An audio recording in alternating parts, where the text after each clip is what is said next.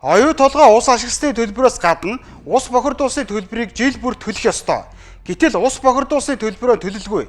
Давтууртай байдлын гэрээгээр төрөө барьж өнөөдрийг хүртэл луу унжиж иржээ. Оюутлогоо компани 4 төрлийн төлбөрөөс 2-ыг нь төлөх үүрэгтэйч ганц ус ашигласны төлбөрийг л төлж ирсэн байдаг. Тэгвэл тэр төлж байгаа гих ус ашигласны төлбөрт 1 литр усанд 1.67 мөнгө төлдөг. Оюу толгой 1 тонн ус ашигласныхаа төлөө 1670 төгрөг төлж байна гэсэн үг. Энэ нь бидний уудаг нэг ширхэг савлсан 250 г усны үнэнд ч хүрэхгүй мөнгө. Цаашлаа далдуурхаа эрчимжих үед олборлтын хэмжээ 2-оос 3 дахин нэмэгдэж түүнийг дагаад усны хэрэглээ 1 секундэд 1200-аас 1400 литрт хүрнэ гинлээ. Дээр өгүүлдэг ус бохирдуулсны төлбөрийг бид заавал авах ёстой. Жишээлбэл ус бохирдуулсны төлбөр бол оюу толгойн өгөөж огт биш. Оюу толгой явснаар ус бохирдуулсны төлбөр авах гээд байна гэж мушгиж болохгүй. Ухаан бол усыг хомсдуулсны төлөө. Газрын гүнд би усыг тэр хിവэр нь байлгалгүй гаргаж ашиглаж бохирдуулсны төлөө авч байгаа нөхөн төлбөр юм. Ус бохирдуулсны төлбөрийг зөвхөн сүүлийн 5 жилээр нь бодвол улсын төсөвт 6 орчим тэрбум төгрөг төлөх тооцоо гарсан гинлээ. Мөн оюу толгойн баяжмал угаахад одоо ашиглаж байгаа үний хоолойн усны нөөц